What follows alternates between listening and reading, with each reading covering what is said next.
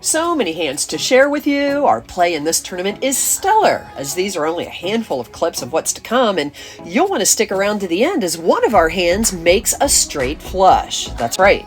But first, let's share where we are and why we're here. Here we are at the reserve for the Salute to Service tournament, open to all veterans and active duty military. It's a very special day as we're getting together to raise money for TAPS and have fun playing poker too. A huge thanks to Jim, Marissa, their entire staff, Vic, Dom, Kara, Patrick, and all the dealers, really. They put together an amazing poker tournament. And I have to say a special thanks to Jim and Mike Flynn for including our Fallen Comrade table for those vets who never made it home. Now on with the show. In our very first hand dealt, I'm in the cutoff holding on to Ace King of Hearts. Well, the camera's a little out of focus, but we'll get that fixed. I make a pre-flop raise of 600, get 4 callers, and we go 5 ways to a flop of 10, 9, 6, 2 diamonds. A couple of red cards? Yeah, sure, but a complete whiff for my hand. Our small blind, he leads out for 1800, takes down the pot, and he tables his set of 10s. And after finding the focus on my camera, I also find a fold fest for a couple of orbits, then I find the jiggities in the small blind. Folds go around to our villain in middle position, he limps in, and action is back on me. Now there's no way I'm going to allow these limpers to come in the pot without paying a price, so this time I raise to 3600.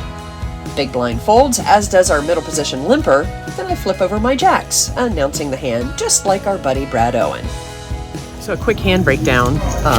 My friend over here had pocket kings, we had ace, queen of hearts over here, 2 hearts on the flop, kings held. Way to go.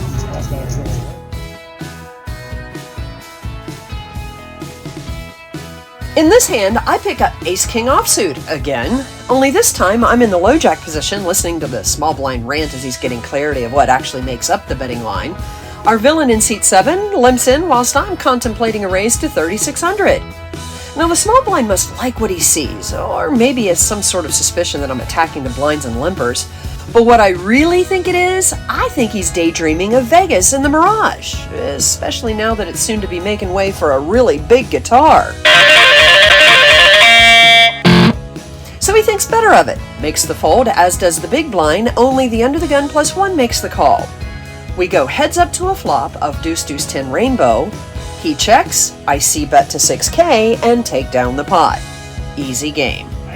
So there was an interesting first round. I've been getting some pretty decent hands to start with, but nothing's coming on the board. Like I've had ace jack 5, 6 times, and of course the board all comes low cards. One interesting hand that I did have, I had pocket 5s, 5 of spades, 5 of hearts. The flop comes down 3 clubs with an ace, and I was second to act. The first guy leads out. I called. Turn comes an innocuous. Well, we'll have it over here. But at the river, I decided to make a bluff, and I bluff shoved all in and got it through. So I'm back to stack. We started with 40K. I'm at 32K. So we got about 6.5 minutes left on a break. Good luck me. My big blind here. And the run good ain't done yet. For this hand, I'm in the big blind looking down at Jack 5 of diamonds. Folds go all around to our middle position player. His name is Mike. He's a Marine now living in Cleveland, and we had a chance to catch up earlier in the day, and this is what Mike had to share with us. Hi, so I'm with Mike. Mike, where are you from? I'm from Cleveland, actually. Oh, okay. You play at the Jack? Rarely. We visit the Jack. It's a nice place, but yes, rarely play like a Hold'em down there or anything like that. Well, you're doing very well. Thank you. You're welcome. So what branch of the service? I was in the Marine Corps, 90 to 94. Oh, very good. So where were you stationed? I was on the West Coast in California. At DLI or Port Ord? Camp Pendleton. Camp Pendleton. Yeah. I'm sorry. That's okay. As you can see, I'm Sure. an Army brat. Yeah. That's okay. I forgive you. Oh well, we needed you jarheads out there anyway, right? Yeah. So, what brought you to the club? Actually, a friend of mine who's he loves his poker and stuff, and this is our second time coming up to the place for the second annual. We came last year, had a good time, and he called, a couple weeks back, it was coming back up, and we said, yeah, for sure, we'll come, take a ride up to Toledo for the second annual. It's nice. Well, good luck to you, brother. Thank you very much. Semper Fi. Semper Fi. Thank you very much. Why not has been announced. So Mike tosses in the call here, as does the hijack, the button, and the small blind, announcing a why not call. We go 5 ways to a flop of king 3-5, 2 diamonds. Checks go over to Mike, who apparently likes what he sees. Maybe he's got ace king, king jack, king 10, some sort of top pair holdings, that's my guess. So he fires for another 1,000 into a $3,000 pot. The button also calls, perhaps having similar holdings or maybe a draw like mine. Small blind folds, I snap call my hand, and we go 3 ways to a turn, which is pretty awesome for me. It's the 5 of clubs. And you'll never guess who has 2 thumbs and makes a sneaky cheeky check here. So I decide to check here in order to disguise the strength of my hand as if I'm imitating an op-4 hunkering in as though I'm going to ambush my fellow vets. And that prompts Mike to bet 2K. Now I gotta tell you, Mike's virtual VPIP here is somewhere in the neighborhood of about 90%. So the button also makes the call. Well, sir, ma'am, my sneak attack seems to be working. So I decide to raise to 12K, hoping to take it down right here, right now with my set of 5s, or at the very least, get rid of at least one of those opponents going into the river. Either choice seems okie dokie to me. Mike takes another look at his holdings, then decides to fold, as does our button, and I scoop in the pot and start to realize this tournament is starting to take shape for me.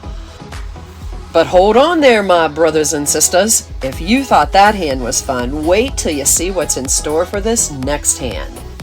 Blinds are at 400, 800 with a $400 ante, and there seems to be a bit of an overkill raise by our middle position player. He's been super aggro thus far in the tournament, so he decides to raise to 6K after the under the gun limped in. Now, I'm not sure if he meant to make such a sizable raise, but I'm not mad either as I make a questionable call in no man's land. I've got Jack 10 of diamonds.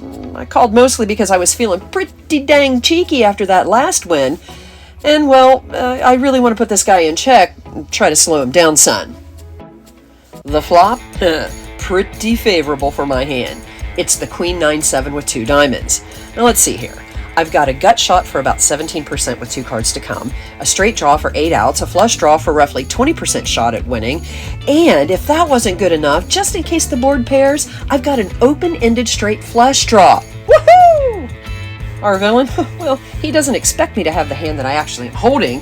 He makes a continuation bet of 10K, then I shove my stack in faster than a cheetah chasing a gazelle with all those outs and table my hand as soon as I see our villain make the call. He's got pocket aces.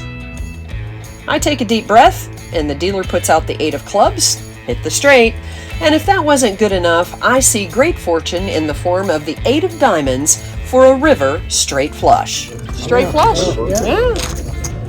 Overkill. I didn't even need it. Oh, and that came on the river too, didn't it? You didn't need it. Yes, I get the river rat. Ladies and gentlemen, I take a shameful bow for cracking those aces and earning yet another river rat result. For this hand, I'm in the small blind looking down at Dominic's favorite hand, pocket 8s. Our under-the-gun player, he limps in for 800, and Marine Mike, who we just met, he recently lost a pretty big pot. He raises to 3K in chips, so I 3-bet to 6,800, hoping to capitalize on what I think is a steamy raise from him. Our big blind quickly folds, and our under-the-gun villain also tanks for a bit. He's trying to figure out what to do with his hand. I suspect he's putting me on some sort of ISO hand, like maybe ace-king or somewhere on the top of my range for sure. Well, he wisely folds. Now, Marine Mike, he takes a moment, he then calls, and now we're going heads up to 6-6-4, a couple of hearts. Marine Mike quickly checks, and I toss out a couple of purple chips for a 10K bet. He thinks about it for a moment, then reluctantly tosses in the call.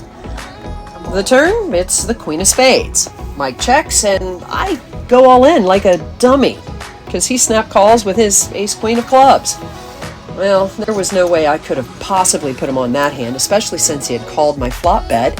So I congratulate him with the obligatory good catch, but I'm not mad at him. I'm really mad at my own stupidity for making such a bonehead play. So Mike gets a nice pot, and I get to rebuild my stack. Guess that's what I get for calling him a jarhead earlier in the show. Well, that's going to do it for this episode, and I bet you're wondering how this tournament all plays out. Well, you're going to have to come back next week to find out how we do. I promise it's going to be a whole lot of fun, and as a spoiler, we're going to get back on track and we make it to the final table. But I'm not going to completely tell you how all that turns out. Suffice to say, I've been playing like a foxen. But if you can't wait, you can always DM me. My email is in the description box down below. And while you're there, you know what to do. Hit that like and subscribe button so you don't miss out on a thing. As always, play smart, play with heart, and always have fun. This is Marty, and you've been watching Reflections of a River Rat.